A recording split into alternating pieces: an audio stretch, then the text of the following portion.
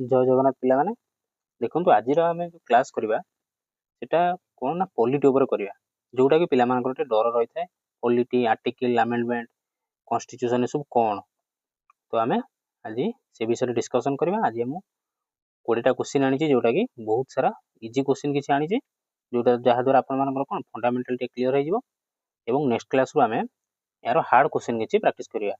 यहाँ इजी नुहे इजी कहली बोली एत इजी नुहे এটা कौन ना बारंबार एग्जाम जो आसूसी से क्वेश्चन गुड़ा रिपीटेड क्वेश्चन गुड़ा आनी तो मुझे रिक्वेस्ट रही कि पे कि वीडियो देखला बेले खाता पेन गोटे रखी था जहाँ द्वारा कौन ना सर्ट नोट किसी बनई पार रिविजन कलापर कौन हो ना सागे सागे मन रही आउ लेट न करी स्टार्ट करिया। तो प्रथम क्वेश्चन कौन कौन ना which among the following constitutional amendment act reduce the age of voting from 21 years to 18 years कौन कहला क्वेश्चन पिला माने क्वेश्चन कहला सुनो इंपोर्टेंट क्वेश्चन को कॉन्स्टिट्यूशनल अमेंडमेंट एक्ट रे वोटिंग देवार एज टाकू 21 वर्ष रु कम करके 18 करागला। तो एबे जानथे पिला माने कोन आमे 18 वर्ष जे हे जाउची से वोट देवार अधिकार तार रहउची किंतु आगुरु कोन थिला ना 21 इयर्स हला 21 वर्ष हला परे जाईकी वोट देवार अधिकार मिलुतला।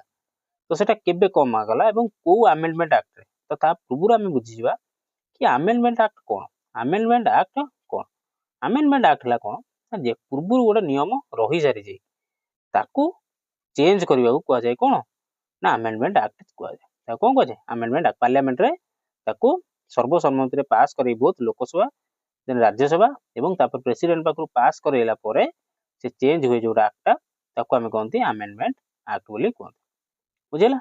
तो राइट आंसर कौन आसीबो पिले माने तो राइट आंसर आसीबो 61 अमेंडमेंट एक्ट 61 अमेंडमेंट एक्ट 61तम अमेंडमेंट एक्ट को मसिया हाँ पचारे को मसिया भी पचारे तो 1989 रे कौन करागला ना अमेंडमेंट एक्ट आसिकी वोटिंग दबार बयस भोट करियार बयस को 21 रु कम करके 18 वर्ष करागला। बुझी पाइलो पिला माने को अमेंडमेंट एक्ट रे ना 61st अमेंडमेंट एक्ट को ईयर 1989 एवं वोटिंग एज कौन करागला ना कमागला 21 रु कमाई के 18 करागला। आशा करूची बुझी पारतो पिला माने। एबे जिबा नेक्स्ट क्वेश्चन भी पिला माने बहुत इंपोर्टेंट जो माने प्रैक्टिस करूथे पॉलिटी से माने जानि देखि जानि परते क्वेश्चन कहला कि Sindhi language was included in the list of official languages in the 8th schedule ले हम कॉन्स्टिट्यूशन नो संविधान रो 8th शेड्यूल ले कोन अछि ना लैंग्वेज विषय लिखा है कोन लैंग्वेज विषय लिखा है ना इंडिया रो ऑफिशियल लैंग्वेज कोडा तो से कहूची सिंधी लैंग्वेज को केबे को मसिया रे इंक्लूड करा गला ऑफिशियल लैंग्वेज ऑफ इंडिया रे कौन कहला क्वेश्चन मन रखो क्वेश्चन बुझ आगे क्वेश्चन कहला कि हमर जो इंडिया रो अछि ऑफिशियल लैंग्वेज अछि एटा को दिरे अछि ना 8th शेड्यूल अछि कॉन्स्टिट्यूशन नो 8th शेड्यूल अछि एटा भी मन रखि थाओ 8th शेड्यूल अछि कोन ना हमर ऑफिशियल लैंग्वेज कंट्री रो ऑफिशियल लैंग्वेज। तो सिंधी लैंग्वेज को केबे इंक्लूड करा गला को मसिया रे इंक्लूड करा गला तो राइट आंसर कोन अछि ना राइट आंसर अछि 1967 ने सिंधी लैंग्वेज को इंक्लूड करा गला बुझिला। कौन कहूची Sindhi was added as an official language of India in 1967 Sindhi language को केबे इंक्लूड करा गला ना 1967 ने इंक्लूड करा गला। When it was included in the 8th schedule of India केबे को अमेंडमेंट एक्ट रहितला ना 21st अमेंडमेंट एक्ट बुझिला। वोटिंग एज को कम करा गला सेटा केबे हितला ना 61st 61तम अमेंडमेंट एक्ट रे एवं सिंधी लैंग्वेज को करा गला केबे ना 21st अमेंडमेंट एक्ट बुझिला पिले माने को मसिया रे ना 1967। अच्छा एबे ऑप्शन एबे मनर उकी मारथो जे हमर ऑफिशियल लैंग्वेज केतेटा एवं कोन कोन तो एडी पिला माने देखि दियो मैं जूम कर देली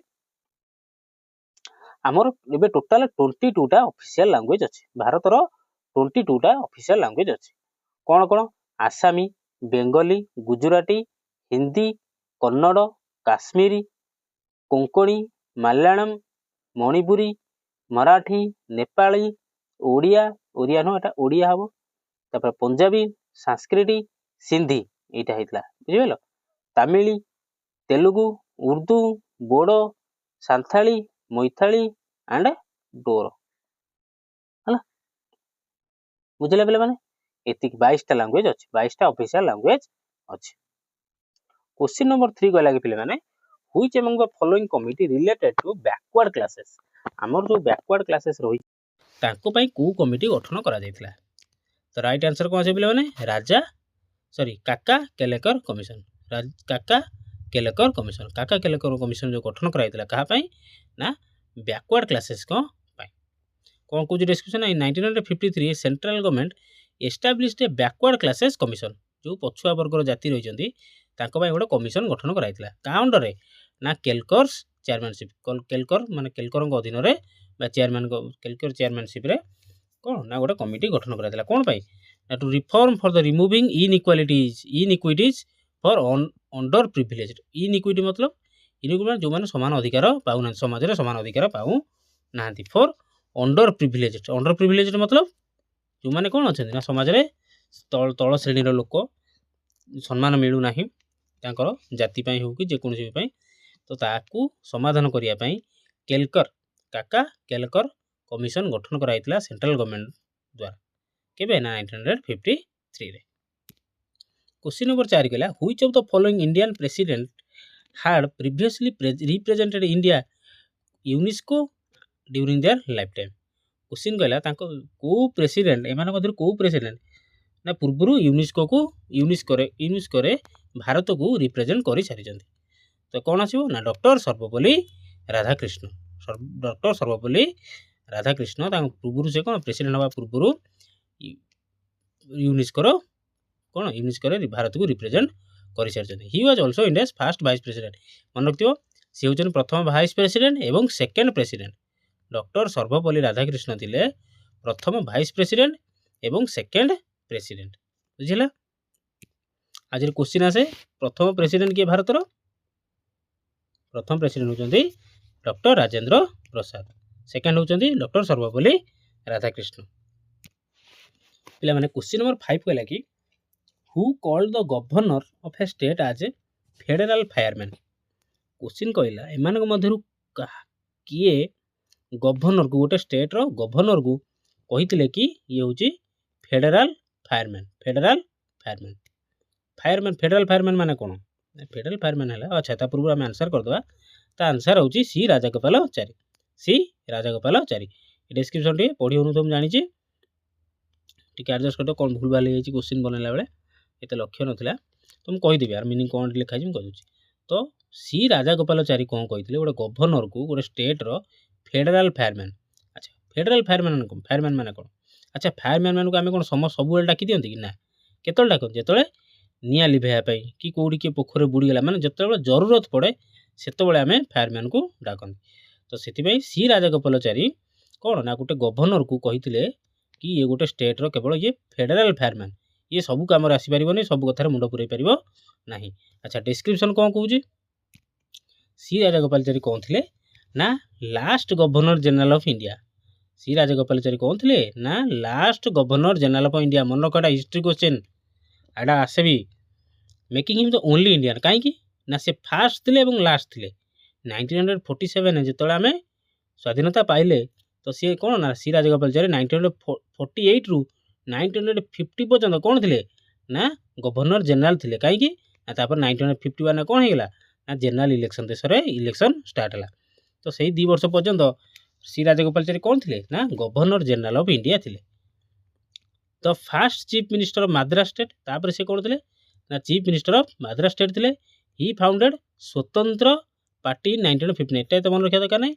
सी राजागोपालाचारी कोन थिले ना फर्स्ट गवर्नर जनरल थिले एवं से चीफ मिनिस्टर थिले कोडा मद्रास स्टेट एबे जोडा होची तमरो चेन्नई सॉरी तमिलनाडु सेटार मद्रास ता कोंती मद्रास स्टेट।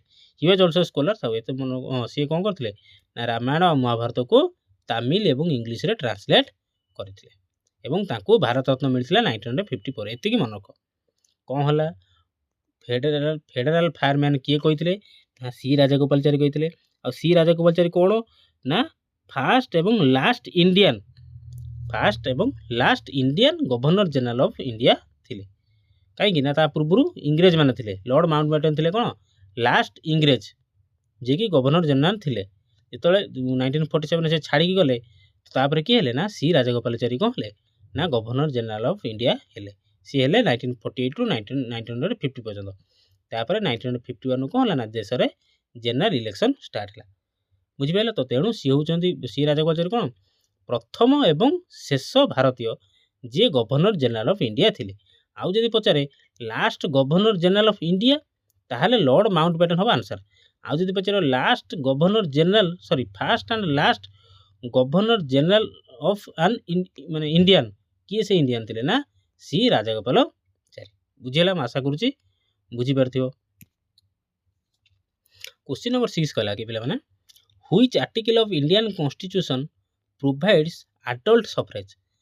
को आर्टिकल इंडियन कॉन्स्टिट्यूशन को आर्टिकल एडल्ट सफरेज कथा कुहा जाय। एडल्ट सफरेज माने कोन ना जो माने 18 प्लस हे गले से मानकर वोटिंग देवार अधिकार जोटा को आर्टिकल ले कुहा जाय। कॉन्स्टिट्यूशन इंडियन कॉन्स्टिट्यूशन को आर्टिकल ले कुहा जाय ना आंसर हला आर्टिकल 326। आर्टिकल 326 ए कथा कुहा जाय कोन ना article 326 provides universal suffrage to every citizen of India. India रो जे प्रत्येक सिटीजन जे कि 18 प्लस हो जाइए ताकू भोट देवार अधिकार अच्छे। Original the age of voting was 21 years fast कहि सारछि तापर 21 सॉरी 61 अमेंडमेंट एक्ट रे ताकू चेंज करा है कि ताकू कोन करा गला 21 वर्ष रु 18 वर्ष करा गला। बुझिला पिला माने एडल्ट सफरेज कथा का कोउदरे को आइछि ना आर्टिकल 326 विषय रे को आइछि। तो प्रथमे थिला 21 इयर्स हेले जणे भोट दे परियो किंतु ताकू 61 अमेंडमेंट एक्ट रे चेंज करा है कि 21 इयर्स रु 18 इयर्स को करा गला। बुझिला सेटा केबे ना आर्टिकल 326 रे अछि।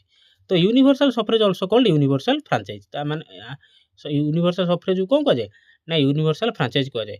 ता माने भी सेया कि कोन ना ईच एंड एवरी सिटीजन जो माने कि 18 प्लस 18 वर्ष रु ऊर्ध्व से माने को वोट देवार अधिकार पूर्ण अधिकार रही। क्वेश्चन नंबर 7 पिला माने बहुत सारा इंपोर्टेंट आधार में किसी बहुत सारा किसी बुझिबा कोन कहूची ना which of the following article deal with the appointment duty and tenure of the advocate general of the state. कौन कहला कहला को आर्टिकल ले ये सब विषय लिखा है का विषय ना गोटे स्टेट रो एडवोकेट जनरल विषय कहै। अच्छा एडवोकेट जनरल की कहि दउची एडवोकेट जनरल की। अच्छा ता पूर्व हम क्वेश्चन डिस्कशन कर दो कि को आर्टिकल ले लिखा है एडवोकेट जनरल विषय को विषय लिखा है ना आर्टिकल 165। आर्टिकल 165 रे लिखा है एडवोकेट जनरल विषय रे कोन को का विषय ना अपॉइंटमेंट हैला ता ड्यूटी विषय ता टेन्योर मतलब केते वर्ष जाए तार काम करिबो कोन ना an advocate general is a senior officer of the law according to article 165 the governor of each state shall appoint a person को ताको अपॉइंट के करिवो मन रखि था एडवोकेट जनरल को अपॉइंट के करे ना स्टेट रो गवर्नर कोन करंती अपॉइंटमेंट करंती। क्वेश्चन एटा गोटे who is qualified to be appointed as जज ऑफ हाई कोर्ट आ तांकर क्वालिफिकेशन केते दरकार ना जेकोसी जेमिति गोटे स्टेट रो गोटे हाई कोर्ट रो जज होबार क्वालिफिकेशन जा हिथिबो तांकर भी जे एडवोकेट जनरल जे हेबे तांकर भी सेही क्वालिफिकेशन हेतिबा दरकार। तो एबे जानिया एडवोकेट जनरल की धरंतु मु गली कि आपण मानक भितर किए गले ना स्टेट गवर्नमेंट ऊपर केस करिया किछि वैलिड रीजन पई गोटे एमिति जाई त नय केस कर दवा तो आमे किछि ना किछि गोटे रीजन पई स्टेट गवर्नमेंट ऊपर केस कले।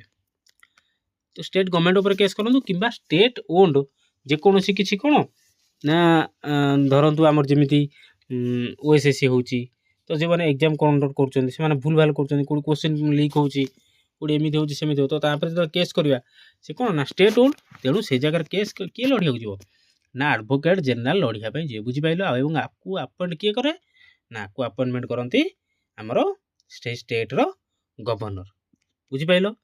तो ताको विषय को जगह लिखा है ना आर्टिकल 165 विषय आर्टिकल 165 रे ताको विषय लिखा है कोन सेडा आसटे पढ़िबा ना एडवोकेट जनरल रो काम कोन। तो प्रथम हला सेटा केस लढिबे भलो कि ना डिटेल स्टेप पढ़िबा चलो तांकर जो ड्यूटी रहला सेटा को आर्टिकल लिखा है ना 165 आर्टिकल 165 रे लिखा है आर्टिकल 165 रे गोटे एडवोकेट जनरल कोन कोन ड्यूटी ता स्टेट प्रति सेटा लिखा है। अच्छा से केतबेला एडवाइस करिवे ना स्टेट गवर्नमेंट को केतबेला एडवाइस करिवे ना जेतबेले on legal matters referred by governor जे कोनसी लीगल मैटर रे केस बास हैला स्टेट गवर्नमेंट ऊपर तो से जगह रे से कोन करिवे ना स्टेट गवर्नमेंट को असिस्ट करिवे। तापरे परफॉर्म लीगल ड्यूटी आज असाइन बाय द गवर्नर जेतबेला ता दायित्व देबे कि कोन होइची ना गवर्नमेंट ऊपर किछि ना किछि केस हिची कुड लढिया पड़िबो तो सी से काम करेंगे कि ना एडवोकेट जनरल। आउ डिस्चार्ज फंक्शन कौन, डिस्चार्ज फंक्शन विषय आम ये पढ़ा बेटर हम कौन ना राइट एवं राइट एंड प्रिविलेजेस कौन appear in any state court, state गोटे स्टेट भितर जेकोसी कोर्टे से कौन हो पारे एडवोकेट जनरल निजे अपियर हो पारे कहीं सी गवर्नमेंट तरफ केस लड़े, गवर्नमेंट तरफ केस लड़े। सेकेंड कौन कौन ना participation in state legislator, state legislature participate करें अंशग्रहण करें कौन करें speak and take part in proceeding जहाँ भी हम जाइए गृह में कही पारे in both houses of committee. Both houses कौन ना गोटे स्टेट रो बोथ हाउस कौट है गोटे कंट्री रो सीना कौन थाए ना लोकसभा थाए आउ राज्यसभा थाए से कहते बोथ हाउस। हाँ किंतु स्टेट रे भी बोथ हाउस अच्छी कौन ना गोटे हूँ विधानसभा आउ गोटे हूँ विधान परिषद, गोटे हूँ एमएलए आउ गोटे हूँ MLC member of legislative assembly आउ हूँ मेंबर ऑफ लेजिस्लेटिव काउंसिल इधरे से कौन हो पारे ना अंशग्रहण करें। हाँ एमएलसी आम ओडिशा रे नाही, विधान परिषद आम ओडिशा रे नाही, बट बहुत सारा स्टेट रे अच्छी से विषय में आगू डिस्कसन करिया क्वेश्चन अच्छी एवं से केवल डिस्कसन करें कही पारे किंतु तांकर कौनसी भोट देवार अधिकार ना ये कौट भोट देवार अधिकार अरे जो विधान आमर राष्ट्रपति इलेक्शन हम ताधर कौन भोट दे पारे कि ना सी केवल अंशग्रहण कर किसी कहींपारे उपदेश दे पारे किंतु भोट ग्रहण माने भोट दे पारे ना। एमएलए मान एमएलए आउ एमएलसी मान पावर भोट द्वार अच्छी किंतु जड़े एडवोकेट जनरल भोट द्वार अधिकार न थाए।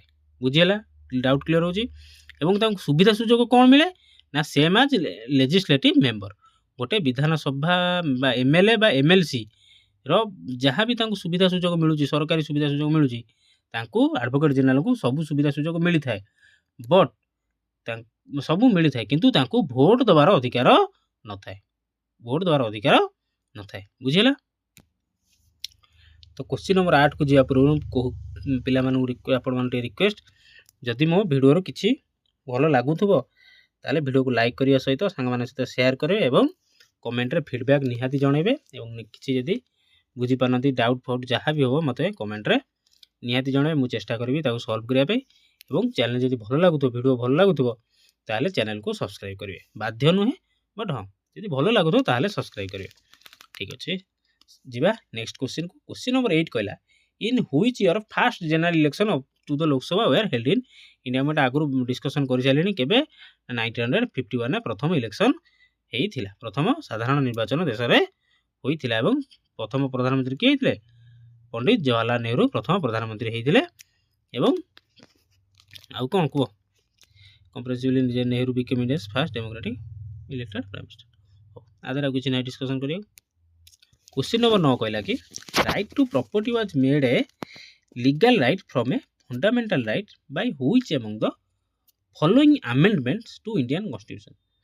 कौन कहला क्वेश्चन भल कि सुन क्वेश्चन कहला कि right to property was made a legal right from a fundamental right. तो राइट टू प्रॉपर्टी प्रथम कौट थिला प्रथम थिला फंडामेंटल राइट्स रे, फंडामेंटल राइट्स रे थिला मौलिक अधिकार रे थिला प्रॉपर्टी राइट टू प्रॉपर्टी किंतु ताकू को अमेंडमेंट एक्ट रे आसिकी राइट टू प्रॉपर्टी रू सॉरी ताकू लीगल राइट को निया गला फंडामेंटल राइट्स रू लीगल राइट्स को निया गला। बुझी पाइल ना को अमेंडमेंट एक्ट रे राइट टू प्रॉपर्टी को लीगल राइट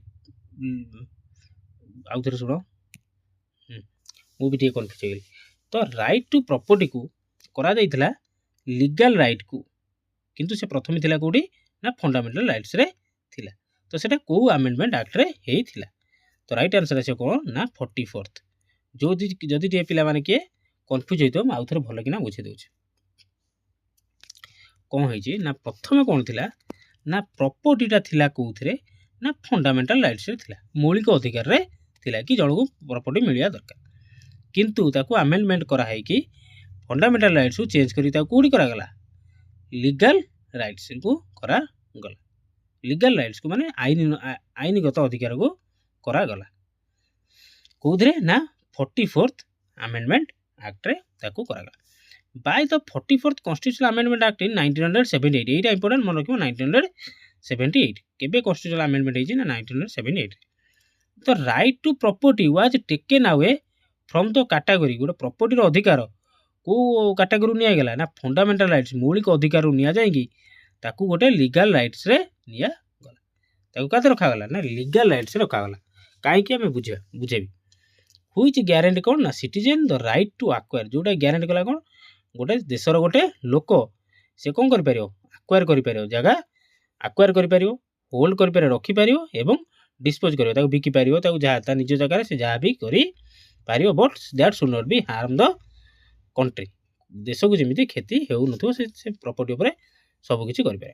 अच्छा कौन राइट टू प्रॉपर्टी कौन राइट टू प्रॉपर्टी कौन कहला ना तो 44th amendment removed the right to property from fundamental rights right to property को फंडामेंटल राइट्स रु काढ़ी की ताकू कौन करा गला ना लीगल राइट्स रखा गला करंट स्टेटस कौन एबे का सिचुएशन कौन अछि ना तो right to property is a constitutional right right to property जमी जगह एटा होची कोन ना गोटे कॉन्स्टिट्यूशनल राइट अछि but not a fundamental rights किंतु एटा फंडामेंटल राइट्स न रही की लीगल राइट्स रे रहला आर्टिकल 300 ए कोन करूची ना श्योर करूची that the no person can be deprived कोनोसी लोक को जगह किनिबारु वंचित करा जाई परिबो नै किंतु हां काहे की करा गला सुनो प्रथमे जगह कोन थिला प्रथम जगह थिला कोन ना फंडामेंटल राइट्स रे थिला मौलिक अधिकार रे थिला ताकू तापर कोन करा गला ना लीगल राइट्स को निया गला फंडामेंटल राइट्स रे कोन ना जहार जगह पत्र नाही ताकू जण आनी दबो की गवर्नमेंट आनी दबो कोड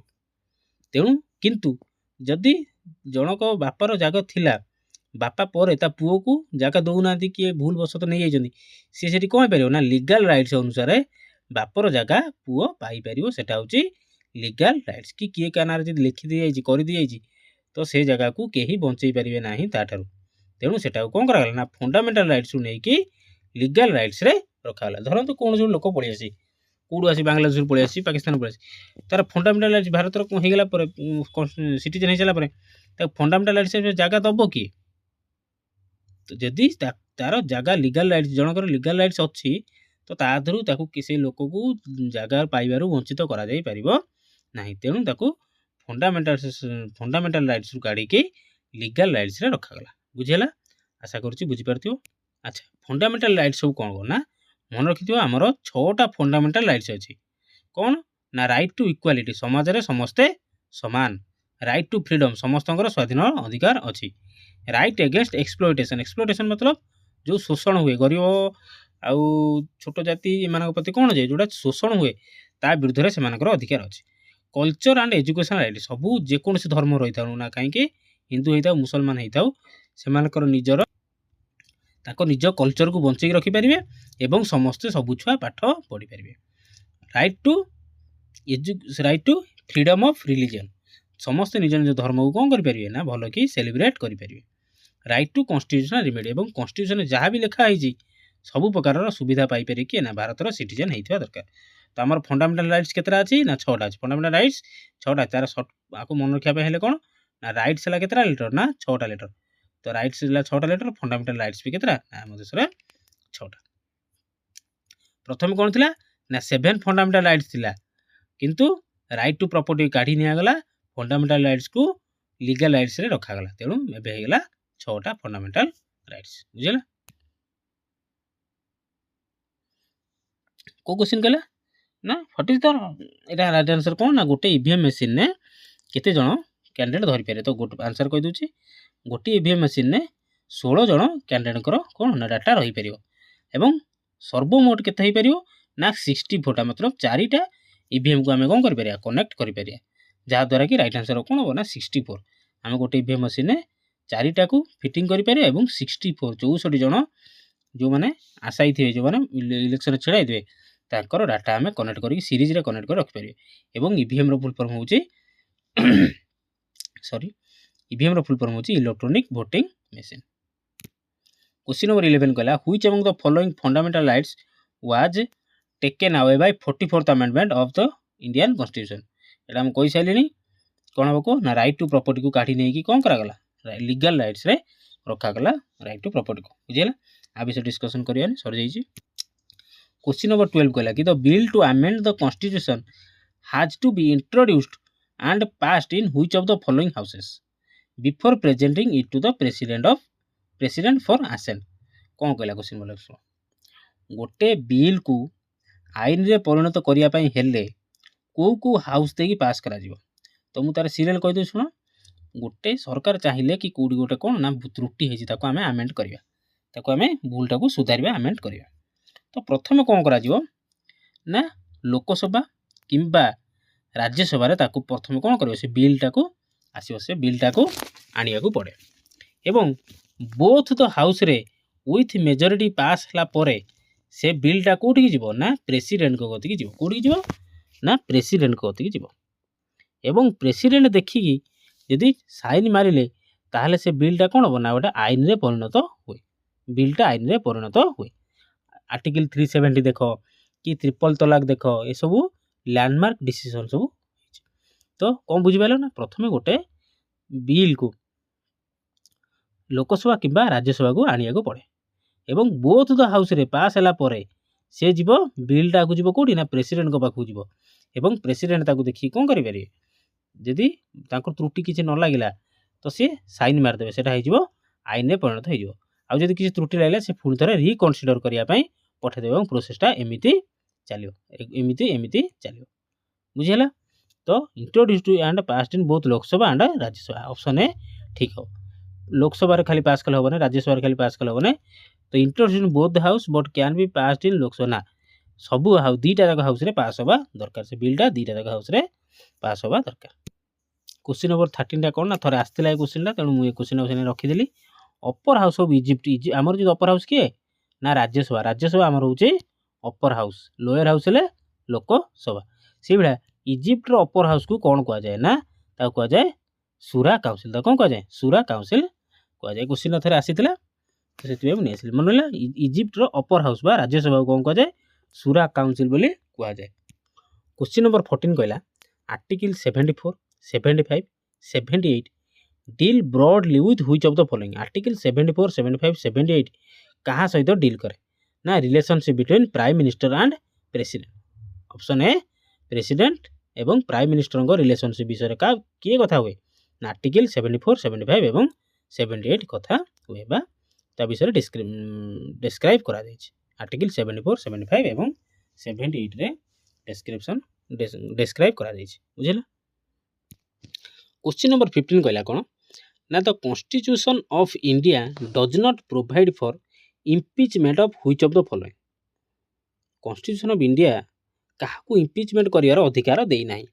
अच्छा इम्पिचमेंट माने कौन, जी ऑफिस रो सॉरी जी ऑफिस रे रही कि मध्य कौन ता रही कि ता पावर यूज करके किछि काम एमिति किछि काम कर दियंती जोटा कि तांको करिवा काम कथा नुहे बा इलीगल।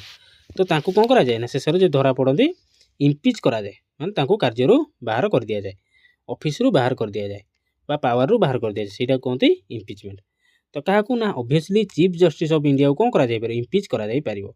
प्रेसिडेंट ऑफ इंडिया को मध्य इम्पिच करा जाय पारिबो जदि बोथ लोकसभा राज्यसभा एवं एमएलसी आसीगले जदि भोट होगला मेजोरिटी मिलगला ताले प्रेसिडेंट को भी इम्पिच करा जाय पारिबो।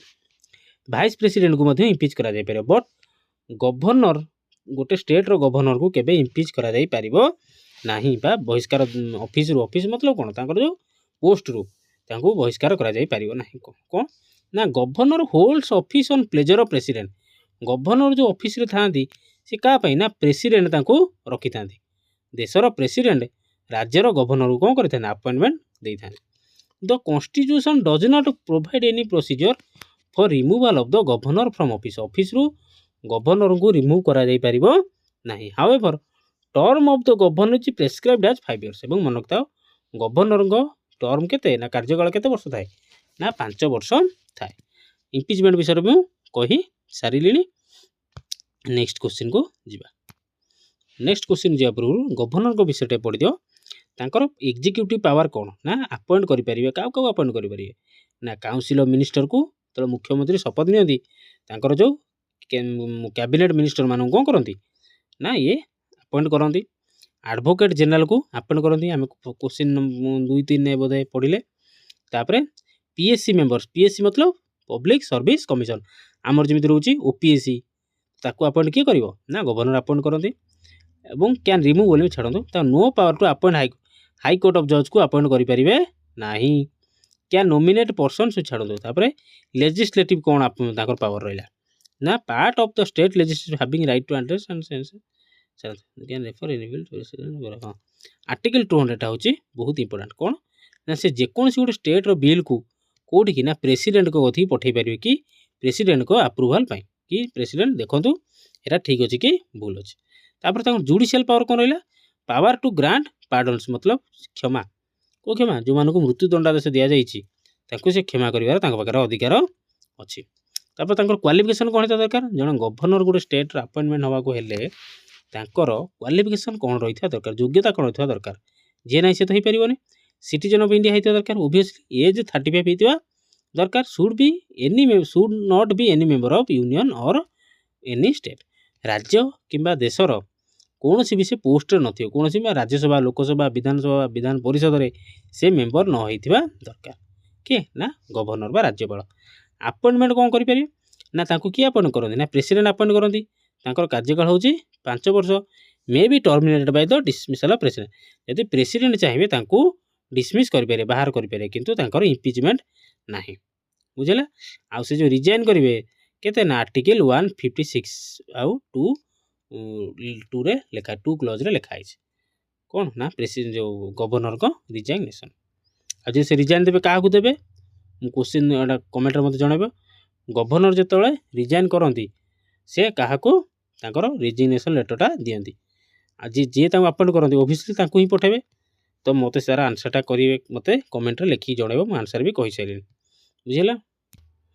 ଦେଖନ୍ତୁ ପିଲାମାନେ ଯଦି ବୁଝିପାରୁଥିବେ ତାହେଲେ ଭିଡ଼ିଓକୁ ଲାଇକ୍ କରିବେ ଚ୍ୟାନେଲକୁ ସବସ୍କ୍ରାଇବ୍ କରିବେ ଏବଂ କମେଣ୍ଟରେ ଜଣାଇବେ କ'ଣ ଦରକାର ଏବଂ କିଛି ଯଦି ଫିଡ଼ବ୍ୟାକ୍ ଥିବ ବି କମେଣ୍ଟରେ ଜଣାଇବେ ଏବଂ ଚ୍ୟାନେଲକୁ ସବସ୍କ୍ରାଇବ୍ କରିବାକୁ ଭୁଲିବେନି ବାଧ୍ୟ ନୁହେଁ ବଟ୍ ଯଦି ହଁ ଭଲ ଲାଗୁଥିବ ତାହେଲେ ସବସ୍କ୍ରାଇବ୍ କରିବେ ଯଦି କିଛି ଆପଣ ସୁଫଳ ମିଳୁଛନ୍ତି। ହଉ କ୍ୱେଶ୍ଚିନ୍ ନମ୍ବର 16 କହିଲା କ'ଣ ନା the recommendations of Ashok Mehta committee. ପ୍ରଥମତଃ ଅଶୋକ ମେହତା କିଏ ଅଶୋକ ମେହତା କମିଟି କ'ଣ recommendations of Ashok Mehta committee led to which of the following constitutional amendment.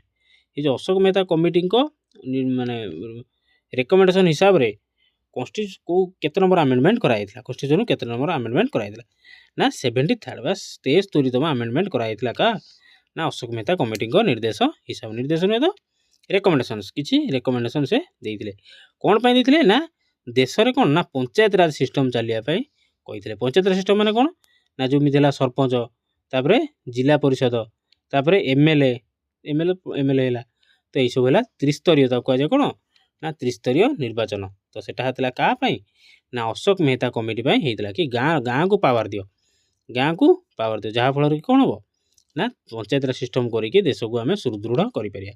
ତ ସେଇଟା ଯଦି ପଚାରିଥିଲା କାହା କମିଟି ଅନୁସାରେ ନା ଅଶୋକ ମେହତା କମିଟିରେ ଏବଂ କେତେ ଆମେଣ୍ଡମେଣ୍ଟ ନା 73rd ଆମେଣ୍ଡମେଣ୍ଟ 73ତମ ଆମେଣ୍ଡମେଣ୍ଟ ଆକ୍ଟ ସମ୍ବିଧାନ ସଂଶୋଧନ ନିୟମ ଅନୁସାରେ କ'ଣ ନା ପଞ୍ଚାୟତ ରାଜ ସିଷ୍ଟମ ଗଠନ କରାଯାଇଥିଲା କାହା ଅଣ୍ଡରରେ କାହା ରେକମେଣ୍ଡେସନରେ ନା ଅଶୋକ ମେହତାଙ୍କ ରେକମେଣ୍ଡେସନରେ। ବୁଝିହେଲା ଆଶା କରୁଛି ବୁଝିପାରିଥିବ ପିଲାମାନେ। କ୍ୱେଶ୍ଚିନ୍ ନମ୍ବର 17କୁ ଭଲ ଭାବେ ବୁଝିବ ପିଲାମାନେ ମୁଁ ଏଇଟା ବି ଡିସ୍କସନ୍ କରିଥିଲି ଏଇଠି ଆଉଥରେ ଡିସ୍କସନ୍ କରିବା। Which of the following is a part of the electoral college for the election of president. Election ପ୍ରେସିଡେଣ୍ଟରେ ଇଲେକ୍ସନ୍ ମାନେ ଭୋଟ ଦେବାର ଅଧିକାର ଅଛି ଏମାନଙ୍କ ଭିତରୁ କାହାର but does not participate in the proceeding for his or her impeachment. ପ୍ରେସିଡେଣ୍ଟକୁ ଇଲେକ୍ସନରେ ଭୋଟ ଦେବାର ଅଧିକାର ଅଛି ବାଛିବାର ଅଧିକାର ଅଛି ଏମାନଙ୍କ ଭିତରୁ କାହାର କିନ୍ତୁ ତାହାର କ'ଣ ନା ପ୍ରେସିଡେଣ୍ଟକୁ ଯେତେବେଳେ ଇମ୍ପିଚମେଣ୍ଟ ମତଲବ ତାଙ୍କ ଅଫିସରୁ ପାୱାରରୁ ତାଙ୍କୁ ବିଦା କରାଯିବ ସେ ପାୱାରଟା ତାଙ୍କ ପାଖରେ ନାହିଁ। କିଏ ନା ଲୋକସଭା ନା ଲୋକସଭାରେ କ'ଣ ହେଇଥାଏ ନା ଭୋଟ ଦେବେ ଏବଂ ଇମ୍ପିଚମେଣ୍ଟ କରିପାରିବେ। ରାଜ୍ୟସଭା ହେଇପାରିବ ଷ୍ଟେଟ୍ ଲେଜିସ୍ଲେଟିଭ୍ ଆସେମ୍ବଲି ବା ଏମଏଲଏ ଯେଉଁଟା ଏମଏଲଏ ହେଉଛି କ'ଣ ନା ମେମ୍ବର ଅଫ୍ ଲେଜିସ୍ଲେଟିଭ୍ ଆସେମ୍ବଲି ଆଉ ଷ୍ଟେଟ୍ ଲେଜିସ୍ଲେଟିଭ୍ କାଉନସିଲ୍ କ'ଣ ନା ଏମଏଲସି ଯେଉଁଟା ବିଷୟରେ ଡିସ୍କସନ୍ କରିସାରିଛି ଅଲରେଡ଼ି ଏମଏଲସି ସରି। ଲୋକସଭା ରାଜ୍ୟସଭା ଏମାନେ କ'ଣ କରିବେ ନା ଭୋଟ ଦେବେ ଏବଂ ଇମ୍ପିଚମେଣ୍ଟ କରିପାରିବେ। ଷ୍ଟେଟ୍ ଲେଜିସ୍ଲେଟିଭ୍ ଆସେମ୍ବଲି ବା ଏମଏଲଏ ମାନଙ୍କର କାମ କ'ଣ ଏମାନେ କେବଳ ଭୋଟ ଦେଇପାରିବେ ଇଲେକ୍ଟୋରାଲ କଲେଜ ପ୍ରୋସେସରେ ଭୋଟ ଦେଇପାରିବେ କିନ୍ତୁ ଇମ୍ପିଚମେଣ୍ଟରେ ଭାଗ ନେଇପାରିବେ ନାହିଁ।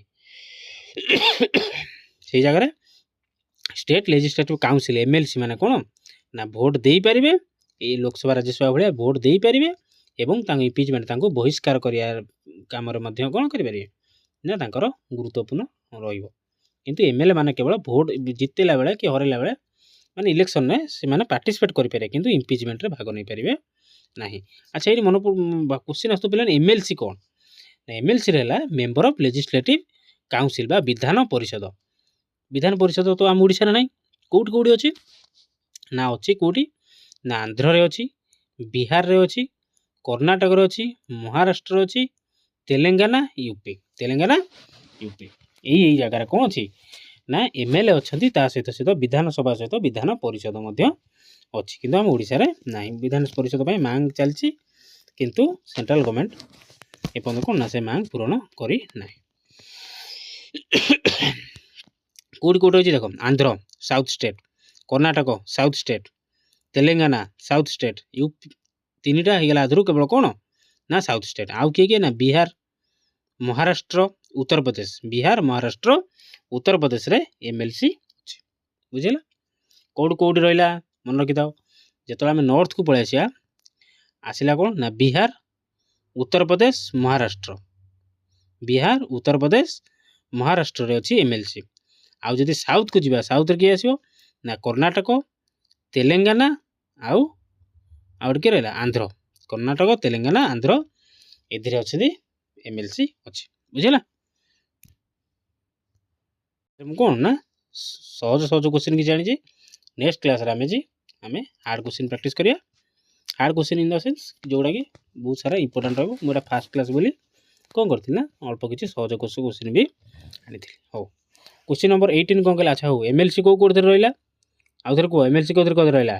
ଏମଏଲସି ରହିଲା କାହାଥିରେ ନା ଯଦି ଆମେ ନର୍ଥରୁ ଦେଖିବା କିଏ ରହିଲା ନା ଉତ୍ତରପ୍ରଦେଶ, ବିହାର ଏବଂ ମହାରାଷ୍ଟ୍ର। ଉତ୍ତରପ୍ରଦେଶ, ବିହାର ଏବଂ ମହାରାଷ୍ଟ୍ରରେ କ'ଣ ରହିଲା ଏମଏଲସି ରହିଲା। ପଡ଼ିଯାଏ ଏ କ୍ୱେଶ୍ଚିନ୍ ବହୁତ ଥର ଆସେ ପିଲାମାନେ। କ୍ୱେଶ୍ଚିନ୍ ଆଉ ଥରେ କହୁଛି। ଆଉ ଯଦି ସାଉଥରେ ଦେଖିବା, ସାଉଥରେ କିଏ ନା ଆସିଲା ଆନ୍ଧ୍ରକୁ ଲାଗିକି ତେଲେଙ୍ଗାନା, ତାପରେ ଆସିଗଲା କର୍ଣ୍ଣାଟକ। ଏଇ ତିନିଟା ଷ୍ଟେଟ୍ ଏବଂ ନର୍ଥରେ ଏଇ ତିନିଟା ଷ୍ଟେଟ୍। ମନେ ହେଲା ଏଇଠି ଅଛି ଏମଏଲସି ବା ବିଧାନ ପରିଷଦ ଅଛି। ହଉ, କ୍ୱେଶ୍ଚିନ୍ ନମ୍ବର 18 କହିଲା କି holding of elections for the ପଞ୍ଚାୟତରେ ଯେଉଁ ଇଲେକ୍ସନ୍ ହୁଏ ତାକୁ କିଏ କରାଏ? ତାର ରାଇଟ୍ ଆନ୍ସର କ'ଣ ଆସିବ ନା ବୋଥ୍ ଷ୍ଟେଟ୍ ଗଭର୍ଣ୍ଣମେଣ୍ଟ ଏବଂ election commission. State election commission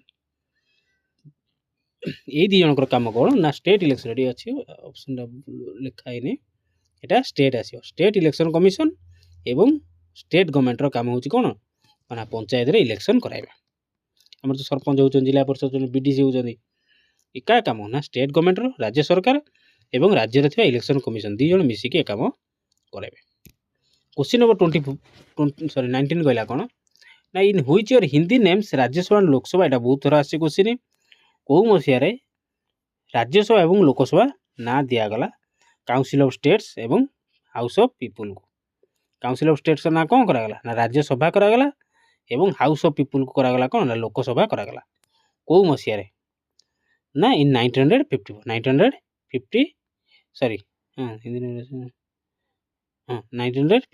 ଠିକ୍ ଅଛି। 1954ରେ ଯେଉଁଟା ଥିଲା କାଉନସିଲ୍ ଅଫ୍ ଷ୍ଟେଟ୍ସ ତାକୁ ଚେଞ୍ଜ କରାହେଇକି ରାଜ୍ୟସଭା କରାଗଲା ଏବଂ ହାଉସ୍ ଅଫ୍ ପିପୁଲର ନାଁ ଚେଞ୍ଜ କରାହେଇକି ଲୋକସଭା କରାଗଲା। ବୁଝିଲା? କ୍ୱେଶ୍ଚିନ୍ କିଛି ନଥିଲା ବେଶୀରେ। କ୍ୱେଶ୍ଚିନ୍ ନମ୍ବର 20 ଏବଂ ଆଜିର ଲାଷ୍ଟ କ୍ୱେଶ୍ଚିନ୍ କ'ଣ କହୁଛି ନା ହୁଇଚ୍ କନଷ୍ଟିଟ୍ୟୁସନାଲ ଆମେଣ୍ଡମେଣ୍ଟ ଇନକ୍ରିଜ୍। କେଉଁ କନଷ୍ଟିଟ୍ୟୁସନାଲ ଆମେଣ୍ଡମେଣ୍ଟ ଆକ୍ଟରେ ଜଜ୍ ମାନଙ୍କର ହାଇକୋର୍ଟ ଜଜ୍ ମାନଙ୍କର ଏଜ୍କୁ 60ରୁ 62କୁ କରାଗଲା। ସେମାନଙ୍କୁ ପ୍ରଥମେ କ'ଣ ନା 60 ବର୍ଷ ରିଟାୟାର୍ଡ କରାହେଉଥିଲା, କିନ୍ତୁ ହାଇକୋର୍ଟ ଜଜ୍ ମାନଙ୍କର ଏଜ୍ କେତେ ରିଟାୟାର୍ଡ ହେବାର ଏଜ୍ ହେଉଛି 62 ବର୍ଷ।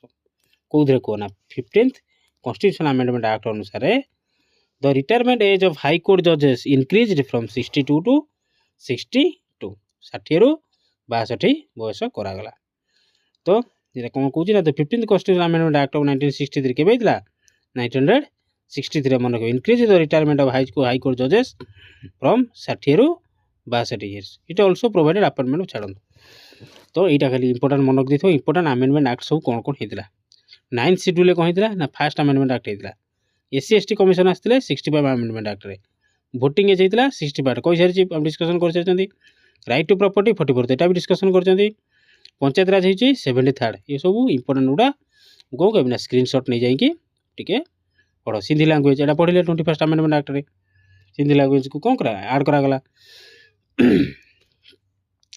लोकसभा सीट कौन 525 टा थिला बट जो बढ़ी 545 टा 545 टा सेटा केते दबा अमेंडमेंट एक्ट ना 31st अमेंडमेंट एक्ट रे बढ़ी 525 रु 545 को सीट को इनक्रीज करा जायछि तो पिला माने एट रहिबा क्लासटा सारिबा आपर जो नेक्स्ट क्लास करवा किसी आम बढ़िया पड़े आउर बढ़िया बढ़िया क्वेश्चन आठवाणिया जोड़ा कि रिपीटेड आसुच्छी ये सब क्वेश्चन भी रिपीटेड बाकी आम एत पढ़ीगले जे क्वेश्चन गुड़ा कौन ना इजी लगुच तेणु मुझे फास्ट कहूँ कि इजी किसी क्वेश्चन एक्चुअली इजी माने कौन आम जिते प्राक्ट करा जिते पढ़ा से सब कौन हो ना इजी हो तो से कहूँ जो पढ़ुच पाखे गोटे कौन खाता कलम धरी था केवल सर्ट नोट बन बन चल मन रही थे पढ़ीद आउ थे जो भिडियो देखिद पूरा मन रही है पे आशा करुँच बुझीपार जब भल लगी लाइक करो शेयर करो सब्सक्राइब करो एवं किसी फीडबैक देवाक कमेंट निहाती जड़ेब आपण मानकर फीडबैक को अपेक्षा रही एवं आपण जहाँ भी कमेंट देवे मु सब स्वागत योग्य रही जय जगन्नाथ नमस्कार।